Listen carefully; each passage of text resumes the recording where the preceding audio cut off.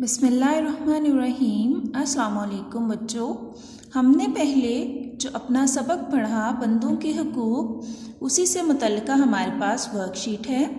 سوال نمبر 1 ہے، حقوق العباد سے کون سے حقوق مراد ہیں؟ جواب، بندوں کے حقوق سے مراد وہ حقوق ہیں جو ایک انسان کے دوسرے انسان پر لازم ہوتے ہیں۔ سوال نمبر 2، والدین کے حقوق سے متعلق قرآن مجید کی کوئی سی ایک آیت مع ترجمہ لکھیے۔ جواب، وَبِالْوَالِدَيْنِ إِحْسَانًا۔ پہلے آپ یہ آیت لکھیں گے، پھر اس کا ترجمہ، اور والدین کے ساتھ نیک سلوک کرو۔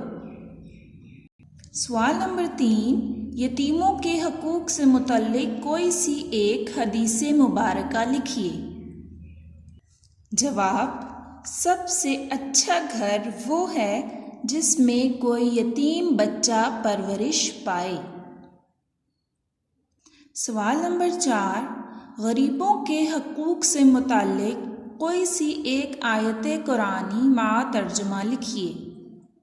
جواب، وَفِي أَمْوَالِهِمْ حَقٌّ لِلسَّائِلِ وَالْمَحْرُومِ۔ ترجمہ، اور ان کے مالوں میں مانگنے والے اور نہ مانگنے والے دونوں کا حق ہے۔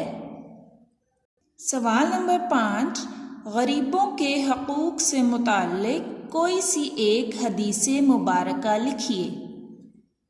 جواب، سب سے برا کھانا وہ ہے جس میں امیروں کو بلایا جاتا ہے اور غریبوں کو چھوڑ دیا جاتا ہے۔